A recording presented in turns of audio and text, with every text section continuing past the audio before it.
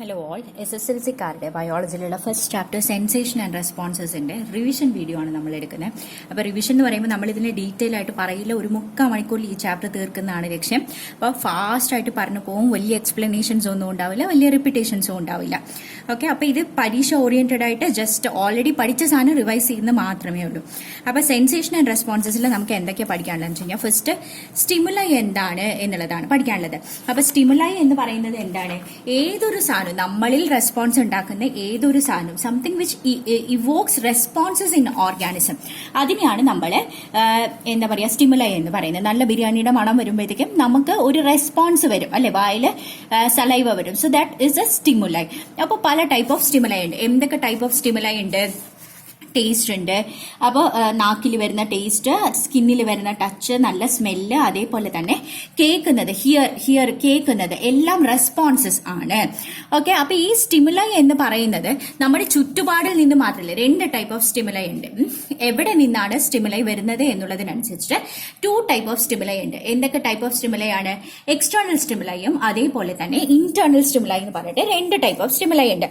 External സ്റ്റിമുലൈയുടെ example എന്താണ്? പുറത്ത് നിന്ന് വരുന്ന ഒരു മണമാണെങ്കിലും, പുറത്തു നിന്ന് വരുന്ന കേൾക്കുന്ന ഒരു ശബ്ദമാണെങ്കിലും, എല്ലാം പുറത്തു നിന്ന് വരുന്ന ഇമ്മീഡിയറ്റ് സറൗണ്ടിങ്സിൽ നിന്ന് വന്നിരിക്കുന്ന സ്റ്റിമുലൈ ആണ്. So stimuli is something which evokes response in our body. ഇനി അതേസമയം ഇന്റേണൽ സ്റ്റിമുലൈ എന്ന് പറയുന്നത് എന്താണ്?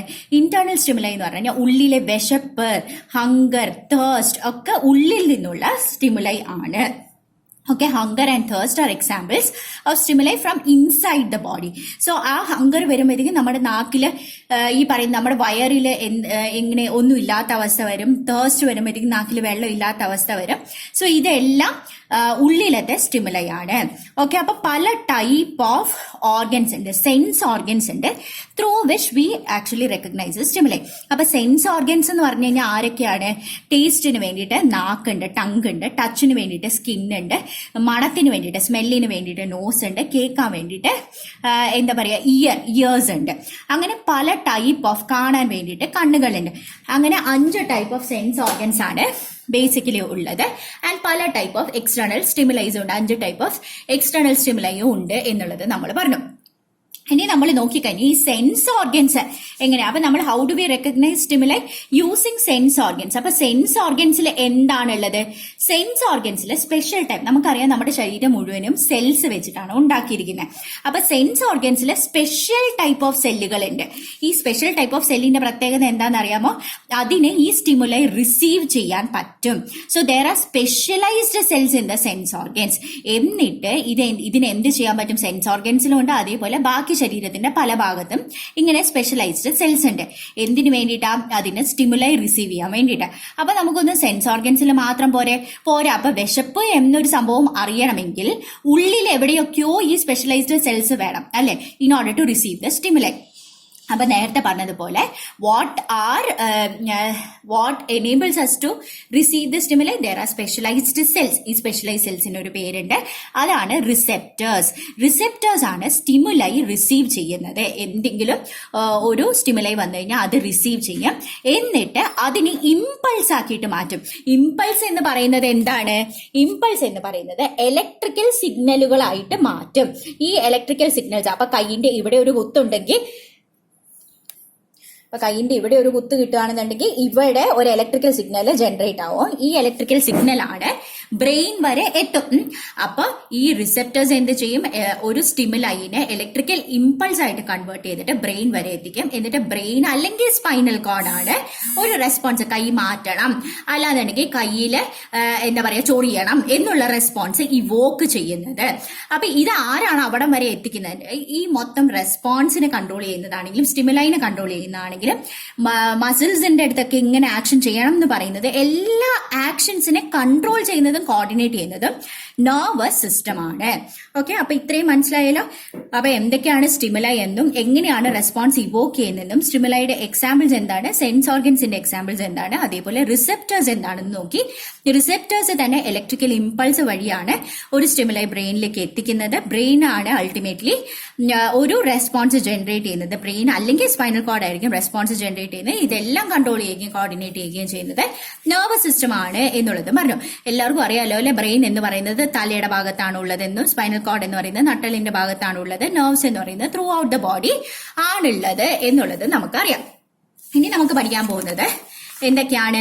ന്യൂറോൺ എന്ന് പറയുന്ന സംഭവമാണ് നമ്മൾ പഠിക്കാൻ പോകുന്നത്. അപ്പൊ ന്യൂറോൺ എന്ന് പറയുന്നത് എന്താണ്? Basic structural unit of nervous സിസ്റ്റത്തിനെയാണ് നമ്മൾ ന്യൂറോൺ. അപ്പൊ ഈ മൊത്തം നെർവസ് സിസ്റ്റം എന്ത് വെച്ചിട്ട്, ബ്രെയിൻ ആണെന്നുണ്ടെങ്കിൽ സ്പൈനൽ കോഡ് ആണെന്നുണ്ടെങ്കിൽ അതേപോലെ തന്നെ എല്ലാ നെർവ്സും ഉണ്ടാക്കിയിരിക്കുന്നത് basic structural unit of nervous system എന്ന് പറയുന്നത് ന്യൂറോൺസ് ആണ്. അപ്പൊ അതിൽ ന്യൂറോൺസിൽ എന്തൊക്കെ പഠിക്കാനുണ്ട്? സ്ട്രക്ചർ ഏറ്റവും ഇമ്പോർട്ടന്റ് ആയിട്ട് പഠിക്കാനുണ്ട്. അതേപോലെ എങ്ങനെയാണ് ഒരു ന്യൂറോൺ എങ്ങനെയാണ് ഇമ്പൾസിനെ ട്രാൻസ്മിറ്റ് ചെയ്യുന്നത് എന്നുള്ളത് പഠിക്കാനുണ്ട്. അതേപോലെ തന്നെ നമുക്ക് പഠിക്കാനുള്ളതാണ് പല type of neurons, different type of neuron. അപ്പൊ സ്ട്രക്ചറിന്റെ എങ്ങനെയാണ് ഒരു ഇമ്പൾസ് ജനറേറ്റ് ചെയ്ത് ട്രാൻസ്മിറ്റ് ചെയ്യുന്നതെന്നും അതേപോലെ തന്നെ ടൈപ്സ് ഓഫ് ന്യൂറോൺസ്, 3 സാധനങ്ങളാണ് നമുക്ക് മെയിൻ ടോപ്പിക്സ് ആണ് പഠിക്കാനുള്ളത്. അപ്പൊ ന്യൂറോൺ അല്ലെങ്കിൽ നെർവ് സെൽ എന്ന് പറയുന്നതാണ് ബേസിക് സ്ട്രക്ചർ എന്ന് നമ്മൾ പറഞ്ഞു. ന്യൂറോണിന്റെ സ്ട്രക്ചർ നോക്കിക്കഴിഞ്ഞാൽ ഇമ്പോർട്ടന്റ്ലി ഏറ്റവും ഒരു ഹൈ ലെവലിൽ നോക്കിക്കഴിഞ്ഞാൽ എന്താണ്? അതൊരു സെല്ലാണ്. അപ്പൊ സെല്ലിന് നാച്ചുറലി സെൽ മെംബ്രെയിൻ ഉണ്ടാവും, സൈറ്റോപ്ലാസം ഉണ്ടാവും, ന്യൂക്ലിയസ് ഉണ്ടാവും. ഇനി അതിന്റെ കുറച്ചും കൂടി ഡീറ്റെയിൽ ആയിട്ട് കുറച്ച് മോഡിഫിക്കേഷൻസ് ഉണ്ട്. ഈ ന്യൂറോണിന് ഇങ്ങനെ ഇമ്പൾസ് കൊടുക്കണം, അല്ലെ ഇലക്ട്രിസിറ്റി അങ്ങോട്ടും ഇങ്ങോട്ടും പാസ് ചെയ്യണം. അതിനനുസരിച്ചിട്ടുള്ള, അപ്പൊ ഇവിടെ ഒരു കുത്തു കിട്ടിയാൽ നമുക്ക് ഈ പറയുന്ന പോലെ ബ്രെയിൻ വരെ എത്താനുണ്ട്. അപ്പൊ വലിയ ഒരു ഡിസ്റ്റൻസ് കവർ ചെയ്യാനുണ്ട്. അപ്പൊ അതിനനുസരിച്ചിട്ടുള്ള സ്ട്രക്ചറൽ മോഡിഫിക്കേഷൻസ് ആണ് ന്യൂറോൺസിനുള്ളത്. അപ്പൊ ന്യൂറോണിന്റെ സെൽ എന്ന് പറയുന്നത് ഈ ഒരു സ്ട്രക്ചറിലാണ് കിടക്കുന്നത്. ഓക്കെ, അപ്പൊ ഇതിലെങ്ങനെയാണെന്ന് വെച്ച് കഴിഞ്ഞാൽ ഇതാണ് മൊത്തം സെൽ ബോഡി എന്ന് പറയുന്നത്. ഇതിന്റെ ഉള്ളിൽ ഇവിടെയാണ് സൈറ്റോപ്ലാസം കിടക്കുന്നത്. ഈ സൈറ്റോപ്ലാസത്തിന് കുറച്ച് എക്സ്റ്റൻഷൻസ് ഉണ്ട്. അപ്പൊ ഈ എക്സ്റ്റൻഷൻസ് എന്ന് പറയുന്നത് സെല്ലിന്റെ എക്സ്റ്റൻഷൻ, സെൽ ബോഡിയുടെ ഷോർട്ട് ഫിലമെന്റ് പോലെ ഇങ്ങനെ എക്സ്റ്റൻഷൻസ് ഉണ്ട്. അതിനെയാണ് നമ്മൾ ഡെൻഡ്രോൺ എന്ന് പറയുന്നത്. ഓക്കെ, അപ്പൊ ഈ ഡെൻഡ്രോൺ എന്ത് സംഭവിക്കും? ഡെൻഡ്രോൺ ബ്രാഞ്ച് ചെയ്യും. ഡെൻഡ്രോൺ എന്ന് പറയുന്നത് ബ്രാഞ്ച് ചെയ്യുന്നതിനെയാണ് ഡെൻഡ്രൈറ്റ്. ആ ബ്രാഞ്ചസിനെയാണ് നമ്മൾ ഡെൻഡ്രൈറ്റ് എന്ന് പറയുന്നത്. അപ്പൊ ഇത് ഇവിടെ വന്നിട്ട് ഒരു ന്യൂറോൺ തീരും. ഇതിന്റെ തൊട്ടപ്പുറത്ത് ഇതിന്റെ വേറൊരെണ്ണത്തിന്റെ ഡെൻഡ്രൈറ്റ് ആയിരിക്കും ഇരിക്കുന്നത്. സോ ബേസിക്കലി ഇവിടെ ഒരു ന്യൂറോൺ വന്ന് തീരും. അപ്പൊ ഈ തീരുന്ന ഭാഗത്ത് നിന്നുള്ള ഇലക്ട്രിക്കൽ ഇമ്പൾസ് ഈ ഡെൻഡ്രൈറ്റ് ആയിരിക്കും വാങ്ങിക്കുന്നത്. സോ ഡെൻഡ്രൈറ്റ് എന്ന് പറയുന്നത് it is A branch of A dendron and it receives A impulse from adjacent neuron. അതേസമയം ഡെൻഡ്രോൺ എന്ന് പറഞ്ഞാൽ എന്താണെന്ന് നമ്മൾ പറഞ്ഞത്?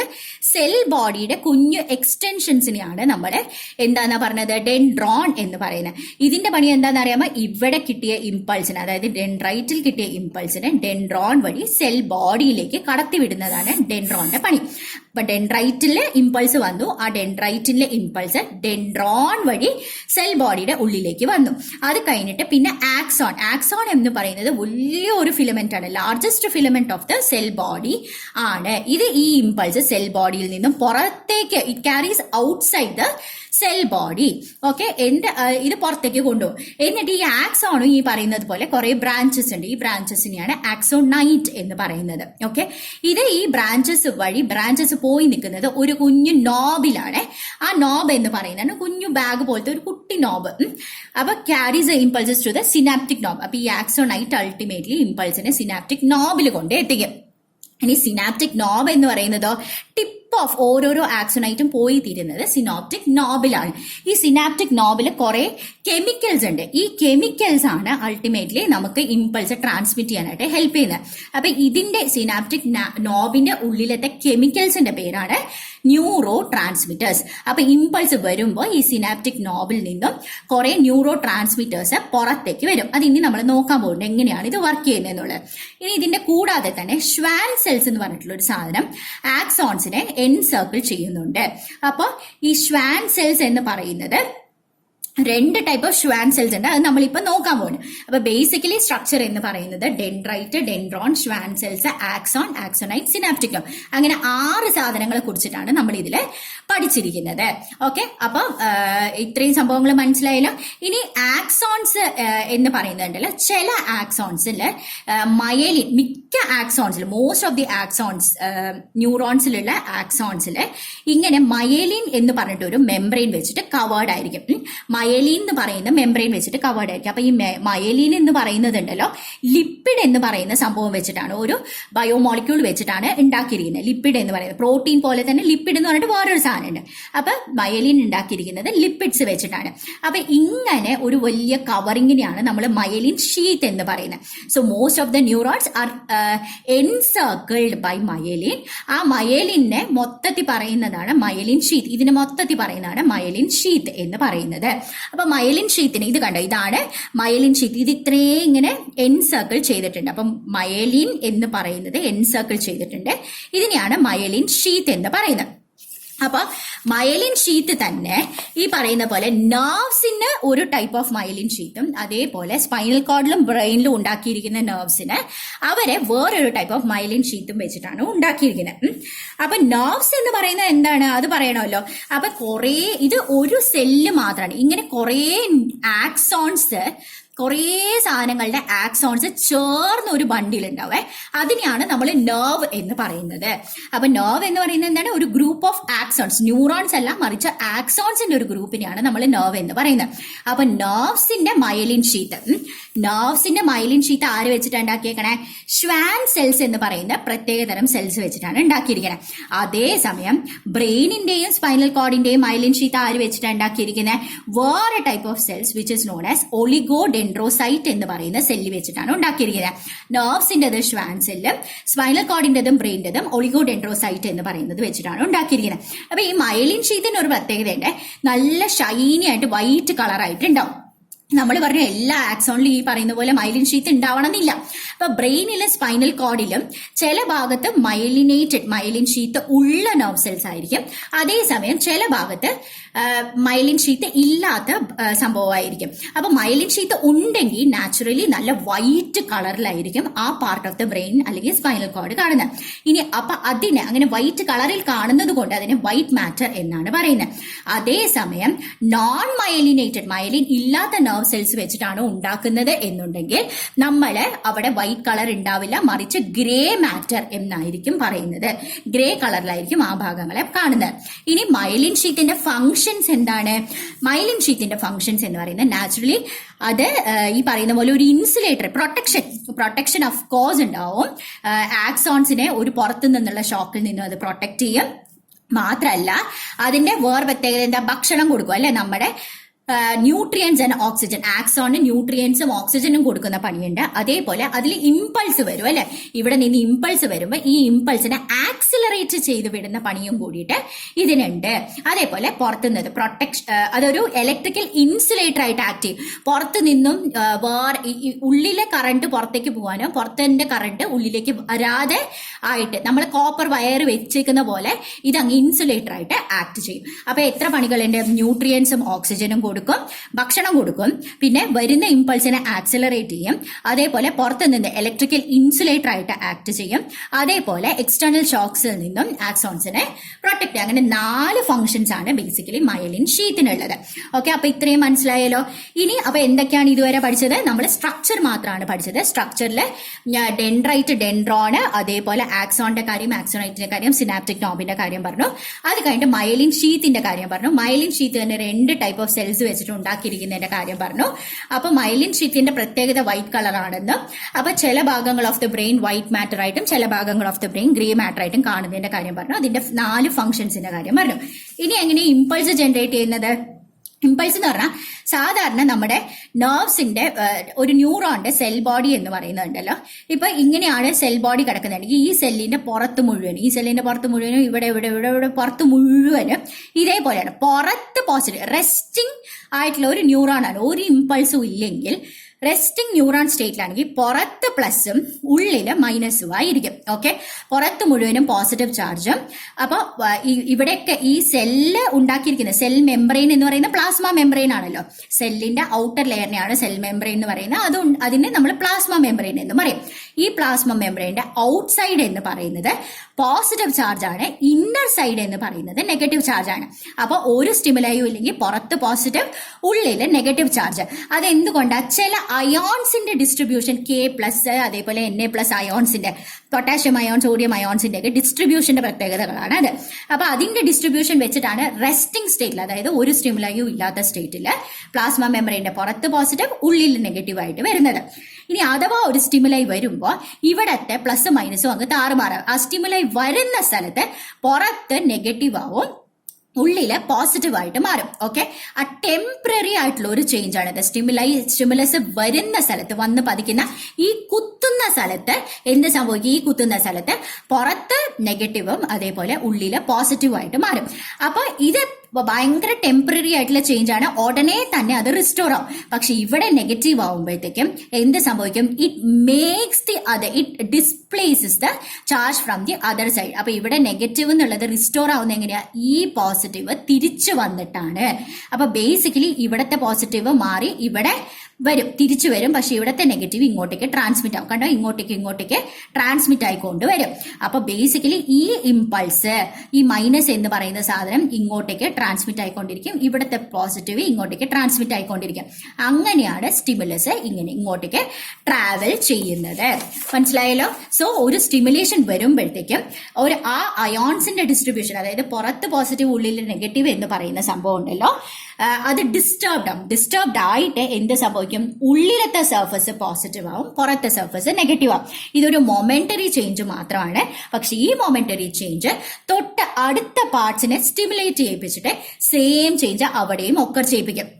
ഇങ്ങനെ ഒക്കർ ചെയ്യിപ്പിച്ച ഉടനെ തന്നെ ഇപ്പുറത്തെ സൈഡ് റിസ്റ്റോർ ആയിട്ടുണ്ടാവും. ഇവിടെ പ്രോപ്പർ ആയിട്ട്, ഇവിടെ ഈ പറയുന്ന പോലെ കണ്ടോ, ഇവിടെ പ്രോപ്പർ ആയി കഴിഞ്ഞു. മൊമെന്ററി ചേഞ്ച് മാത്രമാണ്, but it stimulates the adjacent region to make the same change. അത് കഴിഞ്ഞിട്ട് എന്ത് സംഭവിച്ചു? അൾട്ടിമേറ്റ്ലി ഇത് ഇങ്ങനെ പ്രൊസീഡ് ചെയ്തിട്ട് ഇതിനെയാണ് നമ്മൾ ഇമ്പൾസ് എന്ന് പറയുന്നത്. അതായത് ഇലക്ട്രിക്കൽ ഡിസ്റ്റർബൻസ് വഴിയാണ് ഇത് ട്രാവൽ ചെയ്യുന്നത്. അങ്ങനെ ഇത് പ്രൊസീഡ് ചെയ്യുമ്പോഴേക്കും ഈ ഇമ്പൾസ് ഒരു ഇലക്ട്രിക്കൽ ചാർജസ് ആയിട്ട് ട്രാൻസ്മിറ്റഡ് ആവും. നെർവ് ഇമ്പൾസ് എന്ന് പറയുന്നതാണ് ശരിക്കും ഈ സംഭവത്തിനാണ് നമ്മൾ നെർവ് ഇമ്പൾസ് എന്ന് പറയുന്നത്. അപ്പൊ ഈ നെർവ് ഇമ്പൾസ് എന്ന് പറയുന്നത് എന്താണ്? ഇത് മെസ്സേജസ് ആണ്. ഇവിടെ ഒരു കുത്ത് കിട്ടി എന്നുള്ള മെസ്സേജ് ആണ് ന്യൂറോൺ വഴി നമ്മൾ ട്രാൻസ്മിറ്റ് ചെയ്യുന്നത്. ഇത്രയും സംഭവങ്ങൾ മനസ്സിലായോ എങ്ങനെയാണ് ഇത് വർക്ക് ചെയ്യുന്നത് എന്നുള്ളത്? ഇനി പഠിക്കാനുള്ളത് സിനാപ്സ്. അപ്പൊ നമ്മൾ ഈ അറ്റം വരെ എത്തിക്കഴിയുമ്പോഴത്തേക്ക് ഒരു ട്വിസ്റ്റ് ഉണ്ട്. നമുക്ക് തോന്നും മറ്റേതിന്റെ ഡെൻഡ്രൈറ്റ് തൊട്ടടുത്ത് കിടക്കുവാണെന്ന്.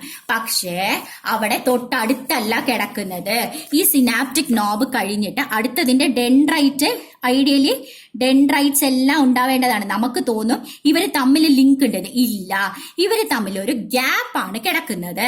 അപ്പൊ ഈ ഒരു ജംഗ്ഷനെ കുറിച്ചിട്ടാണ് നമ്മൾ പഠിക്കാൻ പോകുന്നത്. അപ്പൊ ഒരു ന്യൂറോണും അടുത്ത ന്യൂറോണും തമ്മിലുള്ള റിലേഷൻഷിപ്പ് എങ്ങനെയാണെന്നാണ് നമ്മൾ പഠിക്കാൻ പോകുന്നത്. അതാണ് സിനാപ്സ് എന്ന് പറയുന്ന സാധനം. അത് നമ്മൾ പറഞ്ഞു, ഇപ്പൊ ഒരു ഇമ്പൾസ് എത്തിന്ന് വിചാരിച്ചോ, അപ്പൊ സിനാപ്സ് എന്താണെന്ന് നമുക്ക് ആദ്യം നോക്കാം. അപ്പൊ സിനാപ്സ് എന്ന് പറയുന്നത് രണ്ട് ന്യൂറോണുകൾ, അല്ലെങ്കിൽ ഒരു ന്യൂറോണും ഒരു മസിൽ സെല്ലും, അതല്ലെങ്കിൽ ഒരു ന്യൂറോണും ഒരു ഗ്ലാൻഡുലർ സെല്ലും തമ്മിലുള്ള ജംഗ്ഷനെയാണ് നമ്മൾ സിനാപ്സ് എന്ന് പറയുന്നത്. അതിന്റെ അർത്ഥം എന്താ? ഈ ന്യൂറോണിന്റെ തൊട്ടടുത്ത് ഒന്നില്ലെങ്കിൽ വേറൊരു ന്യൂറോൺ ഉണ്ടാവും. അപ്പൊ ഈ രണ്ട് ജംഗ്ഷൻസിനെ, അതായത് ഒരു സിനാപ്റ്റിക് നോബ് ആക്സോണൈറ്റിന്റെയും ഇവിടത്തെ ഡെൻഡ്രൈറ്റിന്റെ ഇടയിലുള്ള junction is A synaptic junction. അതല്ല, എനിക്ക് ഇവിടെ വേണമെന്നുണ്ടെങ്കിൽ ഒരു മസിൽ സെല്ല് ഉണ്ടാവാം, മസിൽ സെല്ല് ഉണ്ടാവും. അപ്പൊ ഈ ആക്സോണൈറ്റും അതേപോലെ മസിൽ സെല്ലും തമ്മിലുള്ള ജംഗ്ഷനെ എനിക്ക് സിനാപ്സ് എന്ന് പറയാം. അതേപോലെ ഇത് പോയി ഒരു ഗ്ലാൻഡുലർ സെല്ലിൽ തീർക്കാം. ഏത്? ആക്സോണൈറ്റ് പോയിട്ട്. അപ്പൊ ഈ സിനാപ്റ്റിക് നോബും ഗ്ലാൻഡുലർ സെല്ലും തമ്മിലുള്ള ജംഗ്ഷനെയും എനിക്ക് എന്താന്ന് പറയാം? സിനാപ്സ് എന്ന് പറയാം. അപ്പൊ ഈ സിനാപ്സ് എന്ന് പറയുന്നത് ഒരു ജംഗ്ഷൻ ആണ്. എന്തൊക്കെ തമ്മിലുള്ള ജംഗ്ഷൻ ആവാം? രണ്ട് ന്യൂറോണുകൾ തമ്മിലുള്ള ജംഗ്ഷൻ ആവാം, ഒരു ന്യൂറോണോ മസിൽ സെല്ലോ തമ്മിലുള്ള ജംഗ്ഷൻ ആവാം, ഒരു ന്യൂറോണോ ഗ്ലാൻഡുലർ സെല്ലോ തമ്മിലുള്ള ജംഗ്ഷൻ ആവാം. ഈ ജംഗ്ഷന്റെ പ്രത്യേകത എന്താണെന്നാണ് നമ്മൾ നോക്കാൻ പോകുന്നത്. അപ്പോൾ ഒരു ഇലക്ട്രിക്കൽ ഇമ്പൾസ് നമ്മുടെ ആക്സോൺ വഴി സിനാപ്റ്റിക് നോബിൽ എത്തി എന്ന് വിചാരിച്ചോ. ഈ സിനാപ്റ്റിക് നോബിൽ നമ്മൾ പറഞ്ഞു കുറെ ന്യൂറോ ട്രാൻസ്മിറ്റേഴ്സ് എന്ന് പറയുന്ന കെമിക്കൽസ് ഉണ്ട്. ഈ ന്യൂറോ ട്രാൻസ്മിറ്റേഴ്സ് ഇതിന്റെ ഇടയിലുള്ള ഓട്ടയിലേക്ക് വീടും. അപ്പൊ ഇവിടെ നിന്നുള്ള ന്യൂറോ ട്രാൻസ്മിറ്റേഴ്സ് ഇതിന്റെ ജംഗ്ഷൻ ഇതാണ് നമ്മുടെ ആക്സോൺ പോയി എൻഡ് ചെയ്യുന്ന സിനാപ്റ്റിക് നോബ് എന്ന് പറയുന്ന സാധനം. ഇതിൽ കണ്ട കുറെ ന്യൂറോ ട്രാൻസ്മിറ്റേഴ്സ് ബാഗുകളിലുണ്ട്. ഇവിടെ ഇമ്പൾസ് വരുമ്പോൾ ഈ ന്യൂറോ ട്രാൻസ്മിറ്റേഴ്സ് ഈ അറ്റത്തേക്ക് വന്നിട്ട് ഈ കെമിക്കൽസിനെ ഈ ജംഗ്ഷനിലേക്ക് റിലീസ് ചെയ്യും. ഇവിടെ ഒന്നുമില്ല, ജംഗ്ഷനിലേക്ക് റിലീസ് ചെയ്യും. അപ്പൊ ഈ ഓട്ടേനെയാണ് സിനാപ്റ്റിക് ക്ലെഫ്റ്റ് എന്ന് പറയുന്നത്. So chemical substances are released into synaptic cleft. ഈ കെമിക്കൽ സബ്സ്റ്റൻസസിനെയാണ് ന്യൂറോ ട്രാൻസ്മിറ്റേഴ്സ് എന്ന് പറയുന്നത്. ഈ കെമിക്കൽ സബ്സ്റ്റൻസസ് ആയ ന്യൂറോ ട്രാൻസ്മിറ്റേഴ്സ് പോയി തൊട്ടടുത്തുള്ള ഡെൻഡ്രൈറ്റിനെ ഡെൻഡ്രൈറ്റിനെയാണ് പോയി സ്റ്റിമുലേറ്റ് ചെയ്യിപ്പിക്കുന്നത്. മനസ്സിലായോ? ഇവിടത്തെ ഡെൻഡ്രൈറ്റിനെ ഇത് പോയി വീണ്ടും സ്റ്റിമുലേറ്റ് ചെയ്യിപ്പിക്കാം. അപ്പൊ ഇതിന് തൊട്ട് മുന്നേ ഉണ്ടായിരുന്ന ഈ ന്യൂറോണ് തിരിച്ച് പൂർവ്വസ്ഥിതിയിലേക്ക് വരാം. ഇവിടെ ഒരു പുതിയ ഇമ്പൾസ് ജനറേറ്റ് ആവുകയാണ് ചെയ്യുന്നത്. ഓക്കെ, അങ്ങനെയാണ്. അപ്പൊ this can restore it's normal self. അപ്പൊ ഇതിന്റെ പണി കഴിഞ്ഞു. ന്യൂറോ ട്രാൻസ്മിറ്റേഴ്സ് കൊടുത്തു, ഇതിനെ ഫുള്ളി പഴയ സ്റ്റേറ്റിലേക്ക് റിസ്റ്റോർ ആയി പുതിയ സ്റ്റിമുലായി എടുക്കാം. ഇനി ഇവിടെ ഒരു പുതിയ ഇമ്പൾസ് ജനറേറ്റ് ആയി അത് താഴത്തേക്ക് അടുത്ത സാധനത്തിലേക്ക് പോയി എന്നുള്ളത് നമുക്ക് പറയാം. അപ്പൊ അത് കഴിഞ്ഞിട്ട് ഇവിടെ ന്യൂറോ ട്രാൻസ്മിറ്റേഴ്സ് റിലീസ് ആയി കഴിഞ്ഞാൽ it can restore it's normal self. ഇപ്പൊ ന്യൂറോ ട്രാൻസ്മിറ്റേഴ്സിന്റെ എക്സാമ്പിൾ രണ്ടെണ്ണമാണ് പഠിക്കാനുള്ളത്, വിച്ച് ഇസ് അസറ്റൈൽ കോളൈനും അതേപോലെ തന്നെ ഡോപ്പമിൻ. ഇത് രണ്ടെണ്ണമാണ് ന്യൂറോ ട്രാൻസ്മിറ്റേഴ്സിന്റെ എക്സാമ്പിൾ. അപ്പൊ സിനാപ്സിന്റെ ഉപയോഗം എന്താണ്? സിനാപ്സിന് ഒന്ന് അതിനുണ്ടല്ലോ സ്പീഡ് റെഗുലേറ്റ് ചെയ്യാൻ പറ്റും. പതുക്കെ ന്യൂറോ ട്രാൻസ്മിറ്റേഴ്സിനെ കൊടുക്കാൻ പറ്റും, അല്ലെങ്കിൽ സ്പീഡിൽ കൊടുക്കാൻ പറ്റും, സ്പീഡായിട്ടുള്ള ആക്ഷൻ ഉണ്ടെങ്കിൽ. അതേപോലെ ഇമ്പൾസിന്റെ ഡയറക്ഷൻ, ഒറ്റ ഡയറക്ഷനിലേക്ക് മാത്രമേ ഇമ്പൾസ് ട്രാവൽ ചെയ്യുള്ളൂ. ഏത് ഡയറക്ഷനിലേക്ക് ട്രാവൽ ചെയ്യണം എന്നുള്ളത് ബേസിക്കലി നമുക്ക് സിനാപ്സ് വഴി കൺട്രോൾ ചെയ്യാൻ പറ്റും. അപ്പൊ സിനാപ്സിന് രണ്ട് പ്രത്യേകതകളാണ്. എന്തൊക്കെയാണ്? രണ്ട് ഫംഗ്ഷൻസ് ആണ്. ഒന്ന് സ്പീഡ് റെഗുലേറ്റ് ചെയ്യാം, ഇമ്പൾസിന്റെ സ്പീഡ് റെഗുലേറ്റ് ചെയ്യാം. ഡയറക്ഷൻ ഓഫ് ദ ഇമ്പൾസ് എന്താന്നുള്ളത് റെഗുലേറ്റ് ചെയ്യാം. അപ്പൊ സിനാപ്സ് എന്താണെന്ന് നോക്കി, ആ സിനാപ്സ് എങ്ങനെയാണ് വർക്ക് ചെയ്യുന്നത് എന്നുള്ളത് നോക്കി, അതേപോലെ അതിന്റെ എക്സാമ്പിൾസ് ആയ അസറ്റൈൽ കോളൈനും ഡോപ്പമിനും നോക്കി, അതുപോലെ തന്നെ സിനാപ്സിന്റെ ഫംഗ്ഷൻസ് എന്താണ്, it can regulate the speed and direction of the impulse. ഇത്രയും സംഭവങ്ങൾ നോക്കി. ഓക്കെ, സോ സിനാപ്സിന്റെ ഏറ്റവും വലിയ ഇമ്പോർട്ടൻസ് എന്ന് പറയുന്നത് എന്താണ്? ഒരു ന്യൂറോണിൽ നിന്നും, അതായത് ഇവിടെ കിട്ടിയ കുത്ത് ഒരു ന്യൂറോണിൽ നിന്നും അതിന്റെ തൊട്ടടുത്തുള്ള ന്യൂറോണിലേക്ക് ട്രാൻസ്മിറ്റ് ചെയ്തിട്ട് വേണം ബ്രെയിൻ അല്ലെങ്കിൽ സ്പൈനൽ കോഡ് വരെ എത്തിക്കാൻ. സോ ഇത്രയും ദൂരം പോകണമെന്നുണ്ടെങ്കിൽ ഈ സിനാപ്റ്റിക് ക്ലെഫ്സുകൾ വഴി മാത്രമേ പോകാൻ പറ്റുള്ളൂ. സോ ബേസിക്കലി സിനാപ്സ് എന്തിനാ നമ്മൾ പഠിച്ചത്? ഒരു ഇമ്പൾസ് ഒരു ന്യൂറോണിൽ നിന്നും അടുത്ത ന്യൂറോണിലേക്ക് എങ്ങനെ, അല്ലെങ്കിൽ ഒരു ന്യൂറോണിൽ നിന്നും അതിന്റെ തൊട്ടടുത്തുള്ള മസിൽ സെൽസിലേക്കോ ഗ്ലാൻഡുലർ സെല്ലിലേക്കോ എങ്ങനെയാണ് ട്രാൻസ്മിറ്റ് ആവുന്നത് എന്ന് പഠിക്കുന്നതിന്റെ ഭാഗമായിട്ടാണ് നമ്മൾ പഠിച്ചത്. ഇനി നമ്മൾ അടുത്ത ടോപ്പിക്കായ ഡിഫറെന്റ് ടൈപ്പ് ഓഫ് ന്യൂറോൺസിനെ എങ്ങനെ ക്ലാസിഫൈ ചെയ്യുന്നുണ്ട് എന്നുള്ളതാണ് പഠിക്കാൻ പോകുന്നത്. അപ്പൊ എന്തൊക്കെ ടൈപ്പിലാണ് നമ്മൾ ക്ലാസിഫൈ ചെയ്യുന്നത്? ന്യൂറോൺസിനെ സെൻസറി ന്യൂറോൺസ് എന്നും മോട്ടോർ ന്യൂറോൺസ് എന്നും രണ്ട് ടൈപ്പിൽ ക്ലാസിഫൈ ചെയ്യും. അപ്പൊ അത് എന്തിന്റെ അടിസ്ഥാനത്തിലാണ് ക്ലാസിഫൈ ചെയ്യുന്നത്?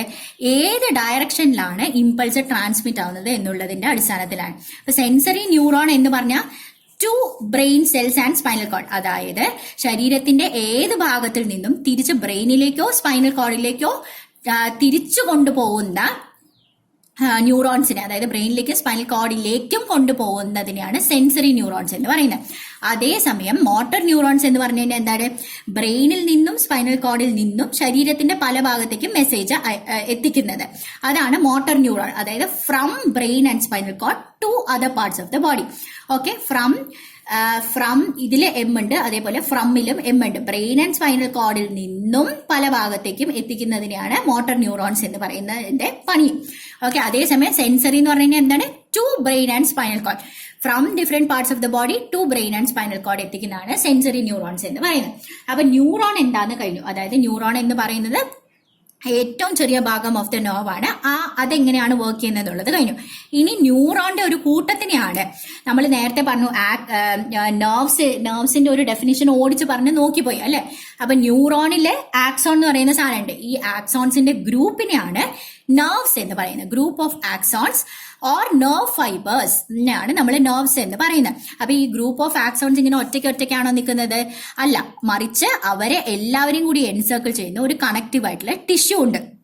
ആ കണക്റ്റീവ് ടിഷ്യൂ വെച്ചിട്ട് എൻക്ലോസ് ചെയ്തിരിക്കുന്ന ഗ്രൂപ്പ് ഓഫ് ആക്സോൺസ് അല്ലെങ്കിൽ നെർവ് ഫൈബേഴ്സിനെയാണ് നമ്മൾ നെർവ്സ് എന്ന് പറയുന്നത്. ഇനി നെർവ്സിന്റെ ക്ലാസിഫിക്കേഷൻ ആണ് അടുത്തത് പഠിക്കാനുള്ളത്. നെർവ്സിന്റെ ക്ലാസിഫിക്കേഷൻ എന്താ? Sensory nerve, motor nerve, mixed nerve, അങ്ങനെ മൂന്നായിട്ടാണ് ക്ലാസിഫൈ ചെയ്യുന്നത്. ഇത് എന്ത് ടൈപ്പ് ഓഫ് ന്യൂറോൺസ് വെച്ചിട്ടാണ് ഉണ്ടാക്കിയിരിക്കുന്നത് എന്നുള്ളതിന്റെ അടിസ്ഥാനത്തിലാണ് ഇത് ക്ലാസിഫൈ ചെയ്തിരിക്കുന്നത്. സെൻസറി നെർവ് എന്ത് ടൈപ്പ് ഓഫ് ന്യൂറോൺസ് വെച്ചിട്ടാ? സെൻസറി നെർവ് ഫൈബേഴ്സ് അല്ലെങ്കിൽ സെൻസറി ന്യൂറോൺസ് ആയിരിക്കും അതിൽ കൂടുതൽ ഉണ്ടാവുക. മോട്ടോർ നെർവ് എന്ന് പറയുന്നതോ മോട്ടോർ നെർവ് ഫൈബേഴ്സ് വെച്ചിട്ടാണ് ഉണ്ടാക്കുന്നത്. ആൻഡ് മിക്സഡ് നെർവില് സെൻസറി നെർവ് ഫൈബേഴ്സും കാണും, അതേപോലെ മോട്ടോർ നെർവ് ഫൈബേഴ്സും കാണും. ഇനി സെൻസറി നെർവിന്റെ പണി എന്താണ്? നേരത്തെ ന്യൂറോണിൽ പറഞ്ഞതുപോലെ തന്നെ സെൻസറി നെർവ് എന്ന് പറയുന്നത് ശരീരത്തിന്റെ പല ഭാഗത്ത് നിന്നും ബ്രെയിനിലേക്കും സ്പൈനൽ കോഡിലേക്കും ടു ബ്രെയിൻ ആൻഡ് സ്പൈനൽ കോഡിലേക്ക് കൊണ്ടെത്തിക്കുന്നതാണ് സെൻസറി നെർവിന്റെ പണി എന്ന് പറയുന്നത്. അതേസമയം മോട്ടോർ നെർവിന്റെ പണി എന്താണ്? ബ്രെയിനിൽ നിന്നും സ്പൈനൽ കോഡിൽ നിന്നും പല ഭാഗത്തേക്കും, ശരീരത്തിന്റെ പല ഭാഗത്തേക്കും ഇമ്പൾസ് ക്യാരി ചെയ്യുന്ന പണിയാണ് മോട്ടോർ നെർവ്സിനുള്ളത്. അതേസമയം മിക്സഡ് നെർവിനോ ഈ രണ്ട് പണിയുണ്ട്. ടു ആൻഡ് ഫ്രം, ബ്രെയിനിൽ നിന്നും സ്പൈനൽ കോർഡിൽ നിന്നും ശരീരത്തിന്റെ പല ഭാഗത്തേക്ക് എത്തിക്കും, ശരീരത്തിന്റെ പല ഭാഗത്ത് നിന്നും തിരിച്ച് ബ്രെയിനിലേക്കും സ്പൈനൽ കോർഡിലേക്കും ഇമ്പൾസ് എത്തിക്കും. അതാണ് അതിന്റെ ക്ലാസിഫിക്കേഷൻ എന്ന് പറയുന്നത്. ഇനി നെർവസ് സിസ്റ്റത്തിന്റെ നെർവസ് സിസ്റ്റം എന്തൊക്കെ വെച്ചിട്ടാണ് ഉണ്ടാക്കിയിരുന്നത്? രണ്ട് ഭാഗങ്ങളുണ്ട് നെർവസ് സിസ്റ്റത്തിന്. അതായത് സെൻട്രൽ നെർവസ് സിസ്റ്റവും അതേപോലെ പെരിഫറൽ നെർവസ് സിസ്റ്റവും. അതിനെക്കുറിച്ചാണ് നമ്മൾ പഠിക്കാൻ പോകുന്നത്. സെൻട്രൽ നെർവസ് സിസ്റ്റത്തിൽ ആരൊക്കെയാണുള്ളത്? Central nervous system most important part which is brain and spinal cord ആണ് സെൻട്രൽ നെർവസ് സിസ്റ്റത്തിൽ ഉള്ളത്. ബ്രെയിൻ എന്ന് പറയുന്നത് ഏറ്റവും ഇമ്പോർട്ടന്റ് ആയിട്ടുള്ള ഭാഗമാണ് നമ്മുടെ ശരീരത്തിന്റെ ബ്രെയിൻ എന്ന് പറയുന്നത്.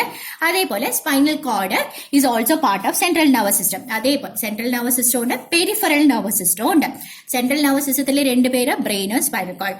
പെരിഫറൽ നെർവസ് സിസ്റ്റത്തിലെ രണ്ട് ടൈപ്പ് നെർവ്സ് എല്ലാത്തിനെയും കൂടിയിട്ടാണ് പെരിഫറൽ നെർവസ് സിസ്റ്റം എന്ന് പറയുന്നത്. അപ്പൊ അതിൽ രണ്ട് ടൈപ്പ് ഓഫ് നെർവ്സ് ഉണ്ട്. ബ്രെയിനിൽ നിന്നും ഉത്ഭവിക്കുന്ന ക്രേനിയൽ നെർവ്സും സ്പൈനൽ കോർഡിൽ നിന്നും ഉത്ഭവിക്കുന്ന സ്പൈനൽ നെർവ്സും. Spinal nerves 31 pairs of spinal nerves ആണ് ബേസിക്കലി ഉള്ളത്. ഓക്കെ, അപ്പൊ നമുക്ക് ഇതിൽ ഓരോന്നായിട്ടായിരിക്കും പഠിക്കുന്നത്. ക്രേനിയൽ നെർവ്സ്, സ്പൈനൽ നെർവ്സ് നമുക്ക് ഒരു പരിധി കൂടുതൽ പഠിക്കാനില്ല. പക്ഷേ പെരിഫറൽ നെർവസ് സിസ്റ്റത്തിന്റെ ഒരു പാർട്ടായ ഓട്ടോണോമസ് നെർവസ് സിസ്റ്റത്തിനെ കുറിച്ച് പഠിക്കാനുണ്ട്. ഓക്കെ, അപ്പൊ നമുക്ക് നോക്കാം. ഇനി ബ്രെയിനിൽ എന്തൊക്കെയാ പഠിക്കാനുള്ളത്? ബ്രെയിനിന്റെ ഇമ്പോർട്ടൻസ് എന്താണ്, എങ്ങനെയാ ബ്രെയിനിനെ പ്രൊട്ടക്ട് ചെയ്തിരിക്കുന്നത്, ബ്രെയിനിന്റെ പല ഭാഗങ്ങളും അതിന്റെ ഫങ്ഷൻസും എന്താണെന്നാണ് പഠിക്കാൻ പോകുന്നത്. നൗ ബ്രെയിൻ എന്ന് പറയുന്നത് ഫസ്റ്റ് ആൻഡ് ഫോർമോസ്റ്റ്, ബ്രെയിൻ എന്ന് പറയുന്ന ഏറ്റവും ഇമ്പോർട്ടന്റ് ആയിട്ടുള്ള ഭാഗമാണ് നെർവസ് സിസ്റ്റത്തിന്റെ. അതില് ബ്രെയിൻ എന്ന് പറയുന്നതിനെ എങ്ങനെയാ പ്രൊട്ടക്ട് ചെയ്യുന്നതെന്നാണ് നമ്മുടെ പല എല്ലാ ആക്ടിവിറ്റീസും ഇൻഫാക്ട് ബ്രെയിനിന്റെ കൺട്രോളിലാണുള്ളത്. സോ അതിനെ എങ്ങനെയാ പ്രൊട്ടക്ട് ചെയ്യുന്നതെന്നും അതിന്റെ ഫംഗ്ഷനിങ് എങ്ങനെയാണെന്ന് നമുക്ക് നോക്കാം. ഇപ്പൊ ബ്രെയിനിനെ പ്രൊട്ടക്ട് ചെയ്യാനായിട്ട് സ്കൾ, അതായത് തലയോട്ടി എന്ന് പറയുന്ന സാധനത്തിന്റെ അകത്താണ് ബ്രെയിൻ ഉള്ളത്. അതിന് മാത്രമല്ല, ഇതിന് പോരാഞ്ഞിട്ട് മെനിഞ്ചസ് എന്ന് പറയുന്ന 3 ലെയർ ഓഫ് മെനിഞ്ചസ് വെച്ചിട്ട് ബ്രെയിനിനെ കവർ ചെയ്തിട്ടുണ്ട്.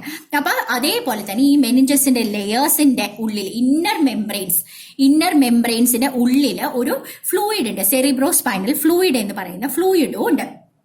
അപ്പൊ ആ ഫ്ലൂയിഡ് എവിടെയൊക്കെയാണുള്ളത്?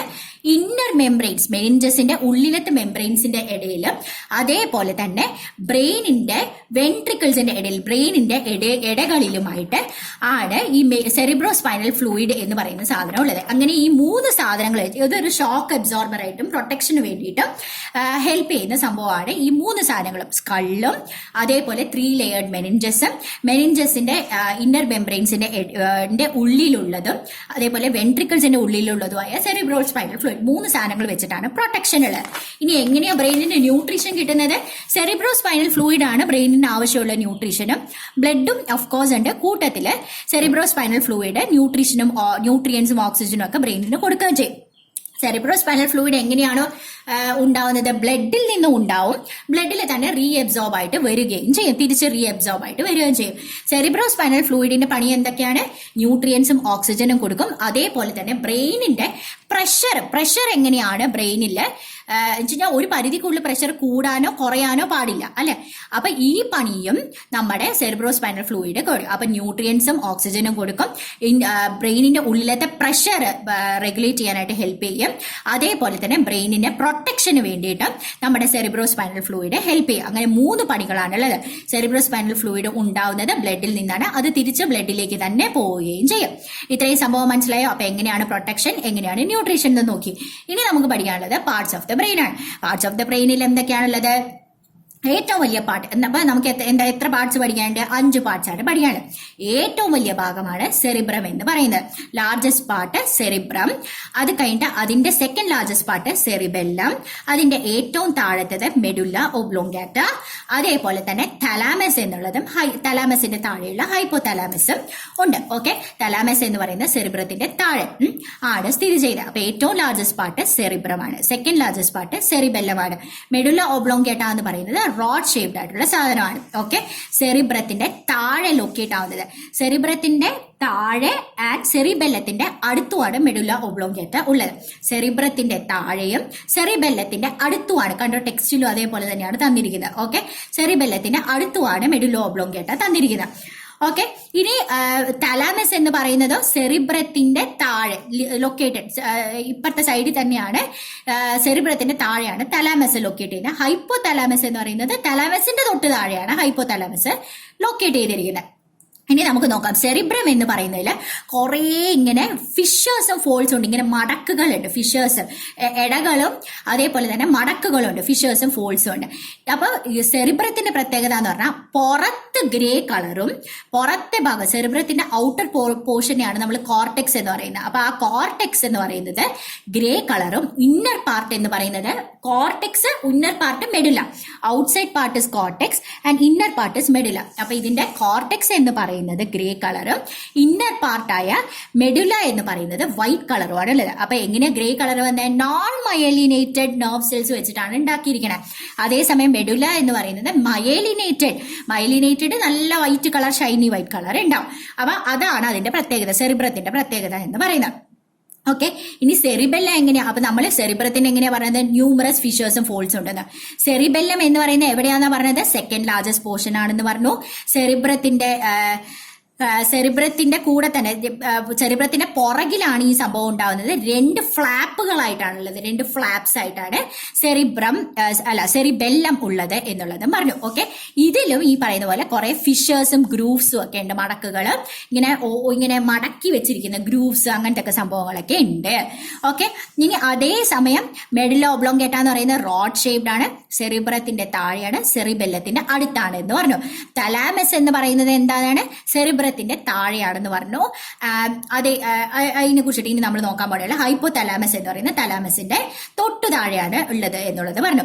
ഇനി ഇതിൽ ആകെപ്പാടെ നമ്മൾ പറഞ്ഞത് സെറിബ്രത്തിന് പുറത്ത് കോർട്ടെക്സ്, ഉള്ളിലെ മെഡുല എന്നുള്ളത് പറഞ്ഞു. പുറത്തെ കോർട്ടെക്സ് എന്ന് പറയുന്നത് ഗ്രേ കളറും ഉള്ളിലത്തെ മെഡുല എന്ന് പറയുന്നത് വൈറ്റ് കളറും ആണെന്ന് പറഞ്ഞു. ഇനി ഓരോന്നിന്റെ ഫങ്ഷൻസ് എന്താണ് എന്നുള്ളതാണ് നമ്മൾ നോക്കാൻ പാടില്ല. ഫങ്ഷൻ സെറിബ്രമാണ് എല്ലാം, നമ്മൾ ചിന്തിക്കുന്നത്, നമ്മുടെ ഇന്റലിജൻസ്, നമ്മുടെ ഓർമ്മ, നമ്മുടെ ഇമാജിനേഷൻ, 4 മെയിൻ സാധനങ്ങളാണ്. അപ്പൊ തോട്ട്, ചിന്തിക്കുന്നത്, ബുദ്ധി, അതേപോലെ മെമ്മറി, ഇമാജിനേഷൻ, 4 സാധനങ്ങളും സെറിബ്രമാണ് കൺട്രോൾ ചെയ്യുന്നത്. അതേപോലെ സെൻസേഷൻസ് ഇവോക്ക് ചെയ്യുന്നത്, സെൻസസ് എല്ലാം ഇവോക്ക് ആവുന്നത്, സെൻസേഷൻസ് ഞാൻ കാണുന്നുണ്ട്, കേൾക്കുന്നുണ്ട്, ഈ കാണുന്ന കേൾക്കുക എന്ന് പറയുന്നതാണ് സെൻസേഷൻസ്, അതെല്ലാം ഇവോക്ക് ചെയ്യുന്നതും സെറിബ്രമാണ്. വോളണ്ടറി ആയിട്ടുള്ള മൂവ്മെന്റ്, എനിക്ക് കൈ അനക്കണം എന്നുള്ളത് എന്റെ തീരുമാനത്തിലാണ് കൈ അനങ്ങുന്നത്. അപ്പൊ ഈ വോളണ്ടറി മൂവ്മെന്റ്സ് എല്ലാം കൺട്രോൾ ചെയ്യുന്നത് സെറിബ്രം ആണ്. അപ്പൊ എന്തൊക്കെയാണ് ഏറ്റവും ഇമ്പോർട്ടന്റ്? ചിന്ത, ഇന്റലിജൻസ്, മെമ്മറി, ഇമാജിനേഷൻ, ഇതൊരു സെറ്റ്. അതേപോലെ സെൻസേഷൻസ് ഇവോക്ക് ചെയ്യുന്നത്, വോളണ്ടറി മൂവ്മെന്റ്സ് കൺട്രോൾ ചെയ്യുന്നതും സെറിബ്രമാണ്. അതേസമയം സെറിബെല്ലം 2 ഫ്ലാപ്പ് ആയിട്ട് കാണുന്ന സാധനമാണ്, സെറിബ്രത്തിന്റെ പുറകിലാണുള്ളത്. ഇതിലും ഫിഷേഴ്സും ഗ്രൂവ്സും, സെറിബ്രത്തിലെ പോലെ തന്നെ ഫിഷേഴ്സും ഗ്രൂവ്സും ഒക്കെ ഉണ്ട്. ഇനി ഇതെന്താ വെച്ചാൽ മസ്കുലർ ആക്ടിവിറ്റീസ് ഒക്കെ കോർഡിനേറ്റ് ചെയ്യും. മസ്കുലർ ആക്ടിവിറ്റീസ് എന്ന് പറയുന്നത് ഇപ്പൊ നടക്കുമ്പോ തന്നെ കൈയും കാലും ഒന്നിച്ച് അനങ്ങുന്നുണ്ട് അല്ലെ? അപ്പൊ മസ്കുലർ ആക്ടിവിറ്റീസ് കോർഡിനേറ്റഡ് ആവണം. ഭക്ഷണം കഴിക്കുമ്പോൾ കുറെ മസ്കുലർ ആക്ടിവിറ്റീസ് ഉണ്ട്, അത് കോർഡിനേറ്റ് ആണ്. And it maintains A equilibrium of the body, അതായത് ഒരു ബാലൻസ് സെറിബെല്ലം മെയിൻറ്റെയിൻ ചെയ്യും. ഇപ്പൊ സൈക്കിളിൽ പോകുമ്പോൾ സൈക്കിൾ ബാലൻസ് ഇല്ലേ?